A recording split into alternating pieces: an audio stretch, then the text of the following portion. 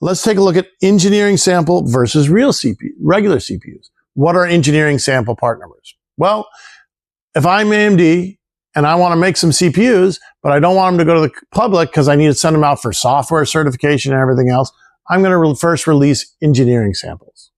Intel does this, AMD does this. Intel marks AMD engineering sample on those particular CPUs. So we're looking at some Genoas ending in 4. And this here is an engineering sample CPU. They don't have their logo of Epic on it. This is going to have a 100 part number. So this is an SP5 engineering sample for 100 and everything else. But you can see if it doesn't have a logo, you probably got an engineering sample.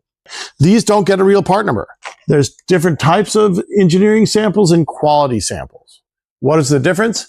Quality samples are what they're going to release for production after they've done all their engineering, and they're locked to an exact part number. So a quality sample, when you go to your computer, digitally, it'll come up as a 9534. But physically, it still might have a 100 part number on it, which is their SKU part number for development. How do you figure out these 100 part numbers? You can't. The only thing they have is some import-export documentation may be released on your thing. It's very difficult. You got to go. You have to test it.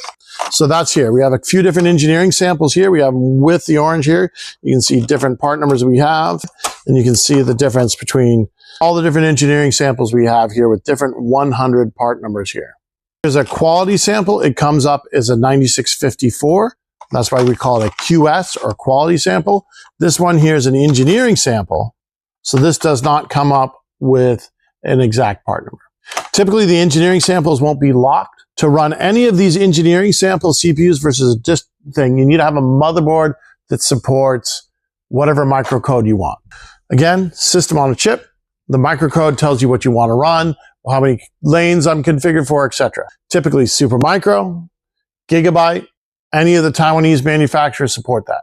If you put an engineering sample in a Dell, or you put it in an HP server, or any of those type of distributions, they're going to lock you down and say, no, we don't want to support it. So engineering samples will work in open, typical, MSI, any of those server manufacturers support. They don't care. We're not going to lock you down. But Dell and HP definitely try to lock you down and don't support engineering samples. So we looked at part number generations here. We looked at engineering samples versus production samples. We talked about quality samples, which means that's that exact part number that you're going to get. Same thing. Versus engineering samples. Hey, maybe it's unlocked. I can overclock it or do whatever I want to do. I can try it. So different purposes, different people might want to take a look at different CPUs. You're going to see these a lot on eBay, and you're going to find all your engineering samples there. Production CPUs, hey, they're regular and work.